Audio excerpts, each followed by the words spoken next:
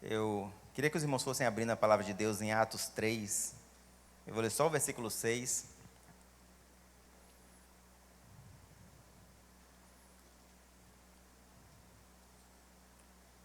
O templo lá, Jerusalém, na época de Cristo, era uma coisa majestosa, né? Não sei se vocês já foram lá no templo que inventaram lá de Salomão, aqui no Brasil. Você olha para aquilo ali e você fala, rapaz, esse negócio é grande. Mas o de lá da época de Cristo, o de verdade, era algo magnífico, né? E tinha uma porta que era chamada Porta Formosa. Pelo nome da porta você já entende que era a porta mais bonita do templo, a principal porta, a Porta Formosa. E essa porta, ela era feita com um bronze de Corinto. Você pesquisar um pouco na internet, tem gente que vai chegar a dizer que a porta tinha 20 metros de altura e era feita de bronze. Pelo amor de Deus, né, irmão? Não tem como. Se fosse de 20 metros de altura, feito de bronze, como algumas pessoas falam, com 10 metros, cada folha pesaria cerca de 100 toneladas, o que é impossível de se mover. Uma vez colocou no lugar, acabou. 100 toneladas não tem como se movimentar. Mas, segundo Flávio José, essa porta tinha entre 10 e 12 metros de altura. E o vão que foi encontrado nos escombros era um vão de cerca de 6 metros, que ligava o pátio exterior ao pátio interior do templo. Então a ideia da porta é um vão de 6 metros com 10 metros de altura. Cada folha da porta, então, tinha 3 por 10. Provavelmente era de madeira, porque não tinha como essa porta ser de bronze. Ela nem ia se aguentar, porque o bronze daquela época era quebradiço. Não era como hoje, não se tinha todas as técnicas, não se conseguia fazer uma lâmina tão fina. A lâmina mais fina que eles iam conseguir fazer era cerca de 1 centímetro. Mas mesmo de madeira e forrada de bronze, essa porta ia pesar cerca de 4 toneladas por lâmina. Para você imaginar o tamanho da porta, eu fiquei pensando como é que a pessoa vai imaginar o tamanho de um negócio desse. Mas só para você ter uma noção, cada lâmina da porta era do tamanho desse altar aqui, ó. Cada lâmina da porta. É como se isso aqui tudo, aqui os instrumentos estão aqui em cima, eu estou em cima de uma das lâminas, das 2 lâminas dessa porta. Então era uma porta muito grande, e era chamada Porta Formosa porque era entalhada com materiais preciosos e tudo. Então quando você chegava no pátio, você via aquela porta maravilhosa aberta. Se fosse hoje, a primeira coisa que você ia fazer, o que era? Me diga aí. Uma selfie, né? Se fosse hoje, a primeira coisa que você ia fazer era uma selfie. Você ia puxar o seu celular e já ia logo, ó, tirar uma selfie na porta. Porque era uma porta muito bonita, de 12 metros de altura, 10 metros de altura. Como é que você não ia tirar uma foto disso? Toda entalhada, que coisa maravilhosa na entrada. Mas aí quando você fosse tirar a foto, naquela porta você ia perceber uma coisa que estava atrapalhando a tua foto. Porque todos os dias naquela porta ia um homem coxo mendigar. E ficava ali na porta, chamada Formosa.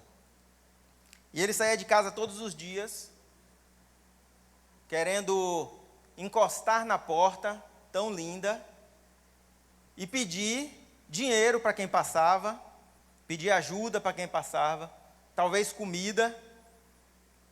E as pessoas passavam ali e elas estavam em um lugar propício para ajudar. Porque elas estavam indo para o templo, e se elas estão indo para o templo, elas são pessoas boas. E se elas são pessoas boas, elas têm que ajudar os pobres. Então assim, o homem era coxo, mas ele não era besta. Ele estava no lugar propício para receber ofertas. E imagine que as pessoas entravam por aquela porta, que era a porta principal do templo, viam aquela cena, e é claro que eles ajudavam aquele homem. E ele tinha bons amigos que todos os dias lhe colocavam ali. Mas vejam só, meus irmãos, aquele homem ia todos os dias à igreja, ele ia todos os dias ao templo, ele ia todos os dias ali naquele lugar. E o que ele esperava conseguir com isso? O que é que ele esperava conseguir com isso? Esmola, dinheiro, prata, ouro. Era isso que ele queria, todos os dias naquele lugar. Nenhum sequer dia ele levantou, falou, olha, me levem até lá, porque eu não consigo ir andando, porque eu sou coxo, e quando chegar lá eu vou buscar a minha cura. Quando chegar lá eu vou buscar uma transformação. O que ele realmente estava procurando lá era ouro e prata. Mas aí naquele dia, na hora nona, quem estava entrando no templo era Pedro. E em Atos capítulo 3, no versículo 6, Pedro vira para este homem, que lhe pede dinheiro e diz assim, ó, eu não tenho prata nem ouro, mas o que tenho, isso te dou. Em nome de Cristo Jesus, o Nazareno, levanta e anda.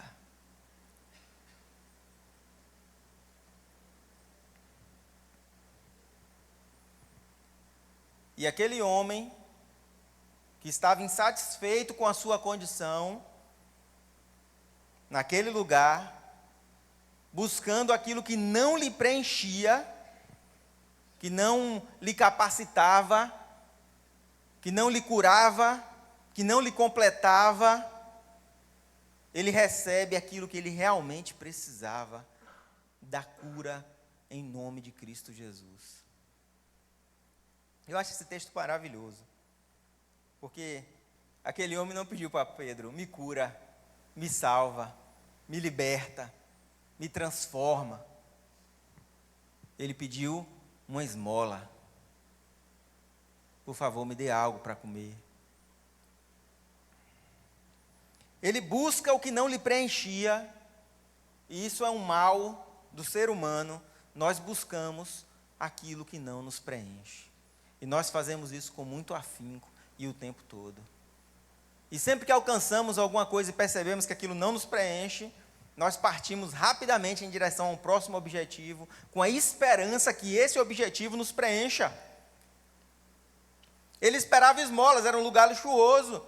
Ele esperava compaixão, porque era um lugar amável, era um lugar propício para isso, mas essas coisas não resolveriam o seu problema.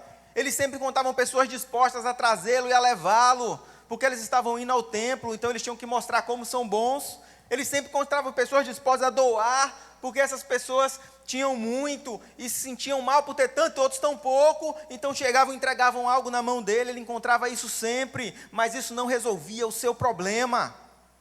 E aí ele encontra aquele homem que poderia resolver o seu problema naquele momento, Pedro, cheio do poder do Espírito Santo, e Pedro começa a sua frase dizendo, eu não tenho. É isso que Pedro diz, eu não tenho. Eu não tenho ouro, porque ele estava falando que ele não tinha riquezas, ou pelo menos que ele não tinha riquezas para distribuir entre os outros, que ele não tinha riquezas para fazer aquele homem ficar rico, que ele não tinha riquezas para saciar para sempre as necessidades daquele homem. E ele também fala que ele não tinha prata, e a prata revela-se aquilo que é quase bom, é quase tão bom quanto o ouro, serve também. E hoje o serve também é distribuído nas igrejas de forma terrível. Ah, você tem pecado, mas venha, serve também. E você recebe aquele prêmio de consolação. Olha, ninguém é perfeito, você também vai para o céu, você também é filho de Deus. E as igrejas começam a aceitar pessoas que não merecem ouro, mas dá para a gente dar uma prata. E começa a aparecer igrejas que aceitam a pessoa se divorciar e casar de novo, divorciar e casar de novo. Aceitam até homossexualismo. Não é como Deus queria, mas é bom o suficiente.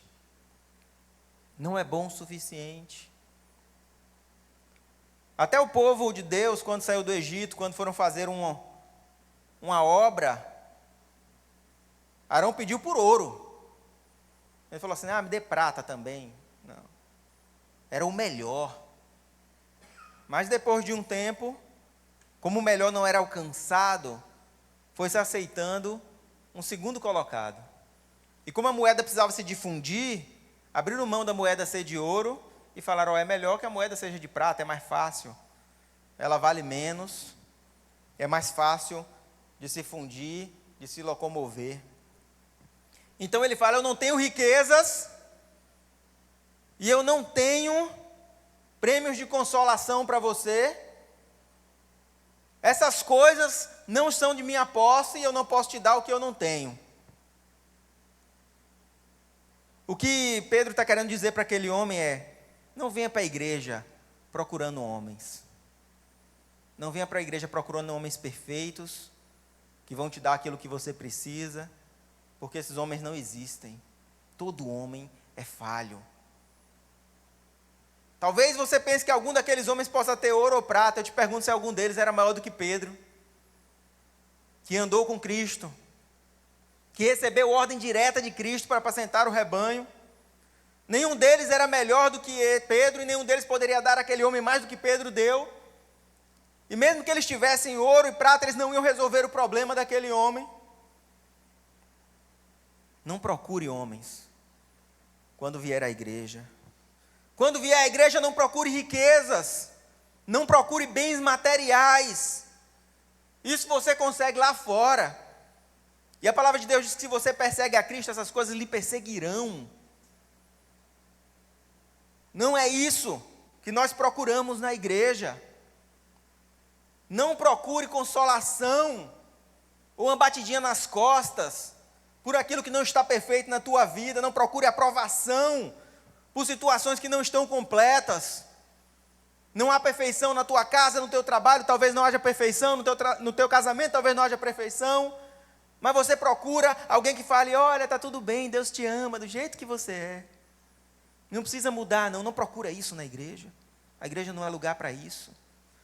Se a igreja não confrontar os pecados, quem vai? Se a igreja não confrontar o mundo, que diferença ela faz de lá fora? A igreja se torna um clube, uma reunião, algo menor. Quando Jesus entra na igreja e vê um bocado de comércio dentro, o que é que ele faz? Ele sai derrubando tudo, ele sai quebrando tudo. Ele fala: aqui eu não vou aceitar esse tipo de coisa. Como diria o jovem, fala: aqui dentro é aqui dentro, lá fora é lá fora. Aqui não. Não na igreja. Não procure isso na igreja. Você não veio para a igreja para que ela se amolde a você, você veio se amoldar a Cristo. Não se conforme com as coisas de fora, a igreja não deve se conformar. E tudo isso por quê? Porque aquele homem tinha uma insatisfação eterna. Ele era coxo. E ele, melhor do que muitos de nós, ele tinha um motivo real para ter uma satisfação eterna. Às vezes a nossa insatisfação vem de coisas da nossa cabeça que nem são reais. Às vezes nós estamos tudo e estamos insatisfeitos. E a insatisfação fazia com que todos os dias ele fosse até a porta do templo, procurar aquilo que ele achava que ia lhe satisfazer. Se aquele homem recebesse talvez uma grande doação, aquilo enchesse seu coração de alegria, e ele iria para casa falando: esse dia foi o melhor dia que poderia ter me acontecido. Agora eu tenho um dinheiro suficiente para me sustentar o resto da vida, isso foi o melhor que poderia ter me acontecido. E eu vou te falar, meus irmãos, que tem gente hoje que receberia a cura e falaria: caramba, agora eu vou precisar trabalhar. Ai, eita, o que é que eu vou usar de desculpa para pedir agora? Agora eu vou ter que trabalhar, agora o bicho pegou. Para que esse homem foi me curar?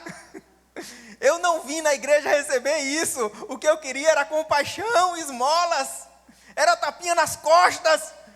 Mas agora que fui sarado, eu tenho que falar de Jesus para os outros. Agora que eu fui sarado, eu tenho que levantar um ministério. E agora eu não quero fazer isso não, eu prefiro ficar sentado na frente da porta formosa, falando: tenham pena de mim, olha como eu sou um pobre coitado. Ai meu Deus, o diabo me persegue tanto.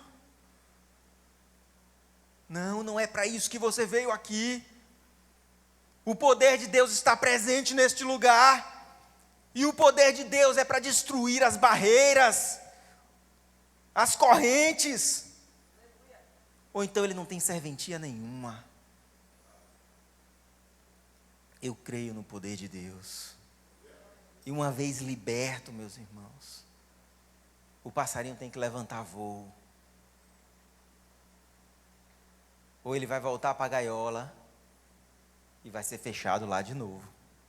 Não tem passarinho que o povo solta e volta para a gaiola? Pior que tem, viu? Ele volta para a gaiola. Porque ele quer as migalhas que são lançadas lá dentro todos os dias. Ele não sabe que lá fora há uma abundância de vida.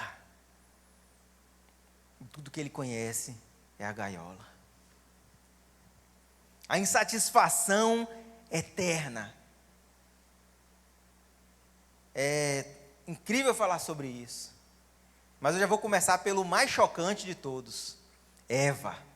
Eva estava insatisfeita no paraíso. Pasmem. É de cair o queixo. Ela estava no paraíso. Mas eu não estou falando, não estou falando assim figuradamente, não. Ela estava literalmente no paraíso. E ela estava insatisfeita com o que tinha. É brincadeira um negócio desse? A mulher andava com o leão não mordia ela. Ela tinha tudo à disposição. Não lhe faltava comida, não lhe faltava água, ela não ficava doente, fazia o seu horário, ninguém enchia a cabeça dessa mulher. Deus não a limitou de fazer nada, com exceção de uma coisa. Ela podia fazer tudo e recebia a visita de Deus todos os dias. Ela passeava com Deus. Não havia problemas. Adão tinha inventado nome para todo bicho, mas não tinha inventado a palavra problema, porque não tinha problema. Não havia dor, não havia choro. E Eva ficou insatisfeita. Mas teve um antes de Eva, que também ficou insatisfeito. Quem foi? Lúcifer, o anjo de luz, que passeava pelas pedras preciosas, que era regente de um reino de pedras preciosas, que era um dos maiores anjos de guarda do reino de Deus, que em seu nome tinha luz, que era revestido do poder de Deus, e junto com os outros arcanjos, os anjos máximos, estavam abaixo apenas de Cristo Jesus. Mas ele ficou insatisfeito. Insatisfeito de ser um dos generais do exército do céu. O arcanjo dos querubins ficou insatisfeito. No paraíso. Então, meus irmãos, se você acha que vai ficar satisfeito na terra, não. Naturalmente, não dá para ficar satisfeito. Nem que você tivesse tudo. É ou não é? Se você ouve o relato daquelas pessoas que parecem ter tudo, você vai ver que muitas vezes elas estão insatisfeitas, infelizes, tristes, porque tudo que elas têm não podem preenchê-las. Você já parou para pensar no primeiro lugar que Jesus fez um milagre? Qual foi o primeiro lugar que ele fez um milagre? O casamento. O casamento é um lugar de alegria, não é não? Casamento é uma festa tão maneira, uma festa de alegria assim. Quando fala assim, vamos para o casamento, você já pensa assim, rapaz, vou comer, viu? Eita, vou comer, vai ter alegria, música, festa. Já viu um casamento triste? Alguém já viu um casamento triste? Não tem, né? Só se for aqueles arranjados, que a menina tem 19 e está casando com um cara de 60, aí ela fica meio triste. Mas tirando isso, o casamento é alegria. E será que na época que Jesus estava naquele casamento não tinha pessoas cegas para ele curar? Será que quando ele estava no casamento não tinha pessoas coxas para ele curar? Não havia leprosos em Israel? Será que não teria, à vista dos homens, ao julgamento nosso, coisas mais importantes para Jesus estar fazendo do que estar repondo vinho em um casamento? E, diga-se de passagem, era o 3º dia, o povo já não tinha bebido o suficiente, já não estava de bom tamanho aquela festa, aquela alegria. E quantas famílias choravam, e lá estava Jesus no casamento, e acaba o vinho do casamento, e no meio do casamento as pessoas começam a ficar como? Insatisfeitas, porque o vinho acabou. Então Maria manda chamar Jesus, porque ela conhecia o pessoal da noiva, e Jesus chega lá e fala: o que vocês têm? E eles falam: acabou o vinho. E o que é que tem? Tem água. Água não traz alegria. Água até mata a sede, mas não traz alegria. Se a gente for falar de água, eu também preciso falar da samaritana, que todos os dias ia buscar água naquele poço, e ela ia ao meio-dia, no momento mais quente, para que não tivesse ninguém no poço. Por quê? Porque ela estava insatisfeita. E ela não estava insatisfeita pela primeira vez. Ela não estava insatisfeita pela segunda vez. Ela já tinha tido 4 maridos. E o que ela estava agora não era dela.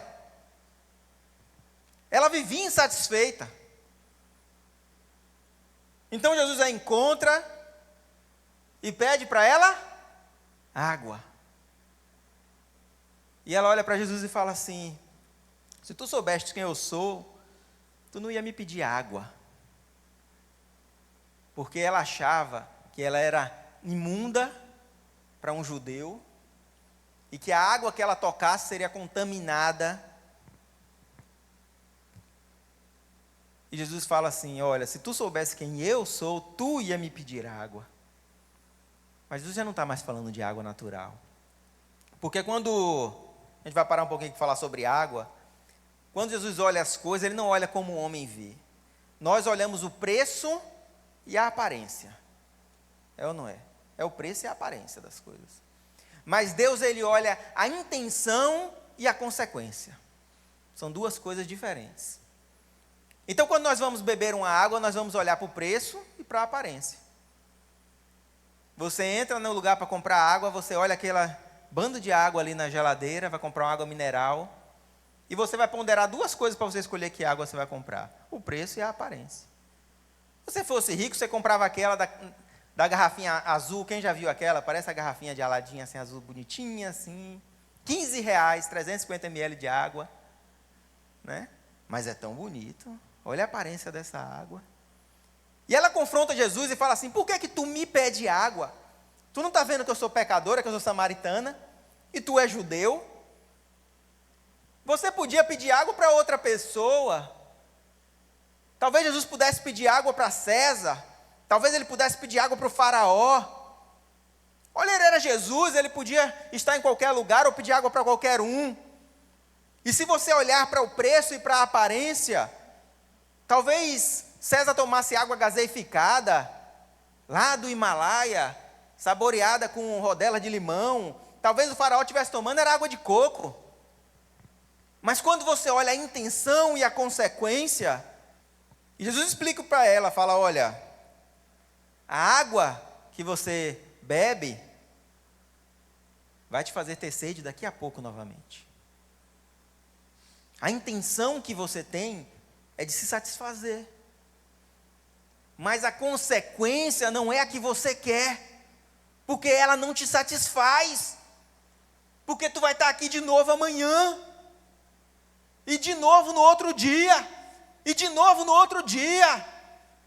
Ela não atende à consequência desejada, apesar da intenção estar certa. E Jesus fala: se tu me pediste a água que eu tenho para te dar, você jamais teria sede novamente. Então ele revela aquela mulher, fala, você já teve tantos maridos, o que tem agora não é seu. E ela fala, eu vejo que tu é profeta. Mas ele só revela a insatisfação no coração dela. É só isso. A água não podia saciar, mas a água que Jesus dava, sim. E olha só o casamento, como não parece. Acabou o vinho, não há outro. É momento de festa, mas acabou o vinho. É momento de alegria, mas acabou o vinho. É um casamento. Deveria ser só flores. E eu não estou falando aqui só da festa, eu estou falando de toda a vida, da continuidade das coisas. É o meu sonho, é a minha empresa, é a minha família, mas em algum momento o vinho acaba. Em algum momento o vinho sempre acaba. Alguns mais cedo, alguns depois. Aquele casamento, o vinho acabou no dia do casamento, gente, pelo amor de Deus, já acabou a alegria desse casamento. Mas não faz diferença, porque em algum momento o vinho acaba. E neste momento, o que é que as pessoas têm? Água. Mas a água não traz alegria. A água ela não alegra como o vinho. E isso vai destruir a festa, isso vai destruir o casamento, isso vai destruir o ministério, isso vai destruir a vida, isso vai destruir o propósito, isso vai tirar a alegria, vai tirar a vontade de viver, porque ela fala, não tem mais vinho, e só me oferecem água.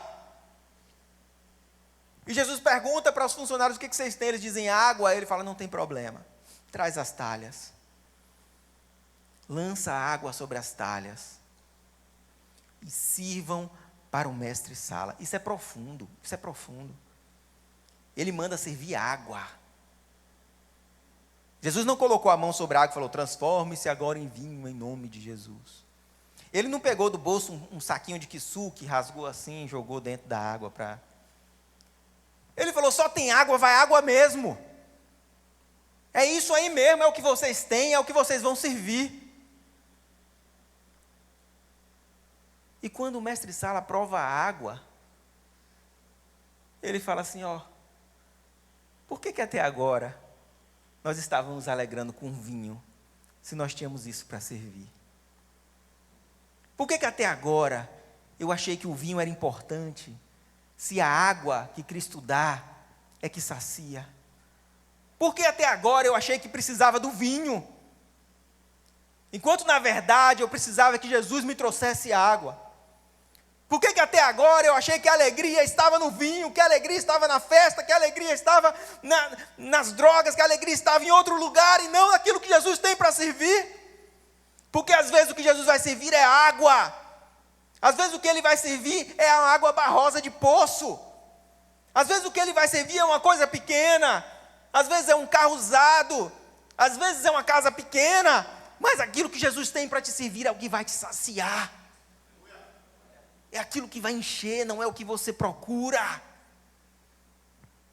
Porque a verdade é que nós não sabemos o que nós precisamos. E todo mundo falava, nós precisamos de vinho, nós precisamos de vinho. E Jesus falou, o que é que vocês têm? Água. Tá bom, bota água aí. Bota água. Quem quer servir água para alguém que vai na sua casa para uma festa? Imagine a situação, só tem água para servir. Mas, na presença de Jesus, a água traz alegria. Na presença de Jesus, a água gera fonte. Na presença de Jesus, ela sacia, ela transforma. Entenda, não é sobre a água, é sobre aquele que serve a água. Não é sobre o que nós temos, é sobre aquele que está conosco. Não é sobre as dificuldades, é sobre aquele que nos sustenta em meio a elas. Não é sobre o fogo da fornalha, é sobre o quarto homem. É Ele, por Ele, para Ele. Então estava ali aquele homem, sentado, à porta formosa. A porta era formosa, mas não havia nenhuma formosura nele. Ao seu redor, coisas magníficas. Dentro dele, só tristeza, imperfeição. Não havia alegria. A esperança dele não era ficar perfeito, não era alcançar a cura, não era atingir o status de cristão, pequeno Cristo. A expectativa dele era receber uma esmola, um prêmio de consolação, era um tapinha nas costas, não seja bem-vindo. Foi só isso que ele veio buscar, cumprir um rito talvez. Mas o que ele encontrou dentro da igreja, meus irmãos, o que ele encontrou na porta do templo, não foi aquilo que ele veio buscar ou que ele achava que queria, mas aquilo que ele precisava. Porque o que ele encontrou foi em nome de Jesus. E Pedro diz para ele: em nome de Cristo Jesus, levanta. É fácil julgar que o coxo precisa andar. É fácil julgar que o cego precisa ver. Difícil é quem tem caminho para o coxo e luz para o cego. Esse só Cristo Jesus. Pedro não pode dar o que não tinha, e nós também não podemos dar o que não temos. Mesmo que tivéssemos todo o ouro e toda a prata, e mesmo que tivéssemos toda a compaixão, e todo o amor, e todo o carinho, e muito sopão, e talvez abrigo, se não tivermos Cristo Jesus, não podemos dá-lo. Se não estivermos cheios de unção, não podemos oferecê-la. Se não tivermos a palavra em nosso coração, não podemos dizê-la com nossas bocas. E aquele cara nunca entraria na igreja, ele ficaria na porta do pátio, naquela bela porta, onde passam os sacerdotes, onde passam os escribas, onde passam os levitas, e não podem transformar a sua vida, não porque não querem, mas porque não têm. E você não pode dar o que você não tem. Primeiro receba e depois dê. Que maravilhoso. Pedro não tinha ganhado ouro, não tinha ganhado prata. A maior pescaria da vida dele, ele quase derrubou 2 barcos de tanto que encheu de peixe. E sabe quanto ele ganhou com isso? Nada. Porque ele abandonou lá na praia para seguir a Jesus. Ele largou os barcos, cheios de peixe. Ele falou: sai de perto de mim, Senhor, porque eu sou pecador, e tu nem devia estar comigo. Jesus falou para ele: olha, larga e me segue, e eu vou te fazer pescador de homens. O que Pedro tinha feito ali era entregado para ele o que tinha recebido de Jesus: a unção, o poder, a fé. Teve toda uma caminhada na vida dele,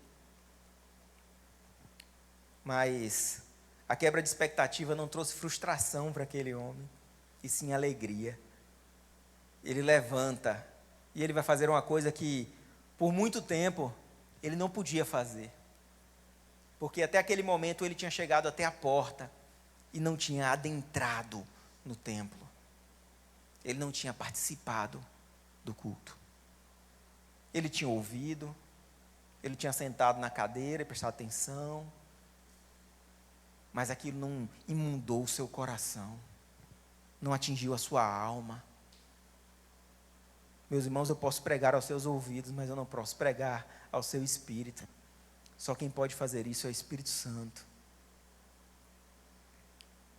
Eu vi uma pregação de uma pastora, eu gosto bastante, falando sobre pensamentos maus.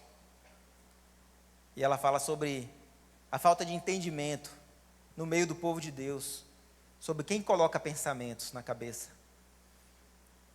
E ela falava sobre a ação de Satanás. E dizia: olha, é difícil para o homem natural entender que existe um mundo espiritual e que as coisas ditas por Espírito não são como som audível, nem são entendidos pelos nossos ouvidos, mas os nossos espíritos ouvem. E aparece aquele pensamento absurdo na cabeça de alguém que não queria pensar naquilo, Porque a própria palavra de Deus diz que Satanás lança flechas inflamadas. Ele não tem acesso à tua mente, ele não pode ler os teus pensamentos. Mas aquilo que se fala no mundo espiritual, o teu espírito ouve. Mas isso é lá fora, aqui dentro, o Espírito Santo de Deus pode falar diretamente no teu espírito. E aquilo chega no teu coração, na tua mente. E você pensa, de onde veio isso? O pregador nem falou dessa forma, mas eu entendi tal coisa. E às vezes Deus consegue te traduzir melhor a palavra que Ele quer falar, apesar da imperfeição de quem está falando aqui. Porque eu não sei o que você veio buscar, mas o que você veio buscar não importa. O que importa é o que Ele tem para te entregar aqui neste lugar. É isso que realmente vai fazer a diferença. Talvez você estivesse precisando de vinho no seu entendimento, de alegria, de emoção. E o que Ele tem é água, mas a água dele fará morada, fará uma fonte sem fim dentro de você. Talvez essa incansável busca de que alguém precisa me fazer feliz ou alguma coisa precisa me fazer feliz, ela finde quando você entenda quem realmente te faz feliz. Porque Paulo escreve a carta falando sobre a sua felicidade, não quando ele está em um hotel ou quando ele está em um spa, mas quando ele está na prisão. É ali que ele fala da sua felicidade, fala sobre o seu contentamento, sobre sua alegria. É ali que ele fala que ninguém pode tirar a sua felicidade, é numa prisão, esperando para ser julgado e condenado. É ali que ele diz, sou feliz com Jesus meu Senhor.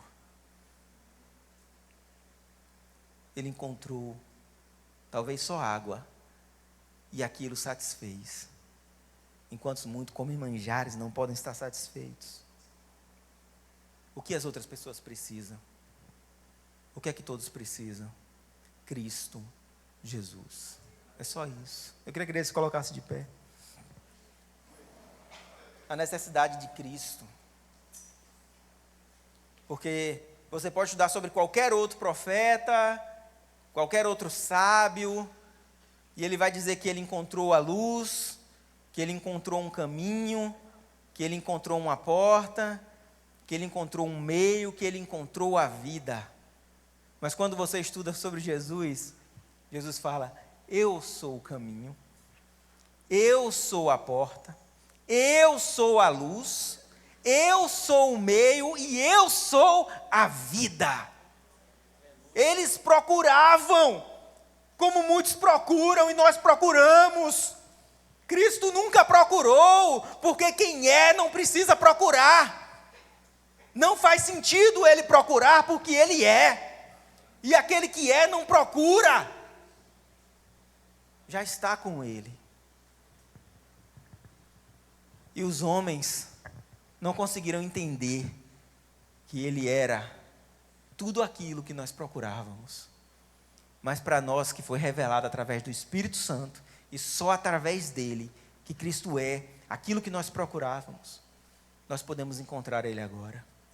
Podemos nos encontrar com ele. Não para pedir algo, não para exigir algo, não para confrontar, mas para adorá-lo. Para adorá-lo. Aquela mulher que ia atrás da água perguntou para Jesus, onde devemos adorá-lo? Mas Jesus não estava preocupado em onde. Não era o onde que interessou a ele. Ela pergunta, olha, alguns dizem que devem adorar em tal lugar, outros dizem que é no monte, outros dizem que é na igreja, outros dizem que é sozinho no quarto. Aonde? Aonde devemos te adorar? E o próprio Jesus fala, o que se busca é quem o adora em espírito e em verdade. Não é onde, não é com qual instrumento, com qual veste, é o íntimo, é a intenção, é a consequência. É isso que importa para ele. Senhor, vasculhe os nossos corações, Senhor. Senhor, não para nos julgar, porque nós já sabemos que nós somos falhos, mas também sabemos que Tu já pagou o preço do nosso pecado. Ó Deus, mas procura o que ainda falta, aquilo que precisamos, aquilo que necessitamos, aquilo que não sabemos que precisamos, aquilo que não sabemos que necessitamos, Porque é isso que queremos, é isso que viemos buscar. Se nós tivéssemos o entendimento do que precisamos, não precisaríamos de Ti. Mas nós nem sabemos o que precisamos, mas sabemos onde encontrar. Na Tua presença, no Teu nome. É ali que encontramos aquilo que precisamos, Senhor. Oh Deus, vasculha nossos corações, Deus, e nos entrega aquilo que viemos buscar. Não o que queremos, mas aquilo que precisamos. É o que te pedimos em nome de Jesus. Amém. Pois Tu és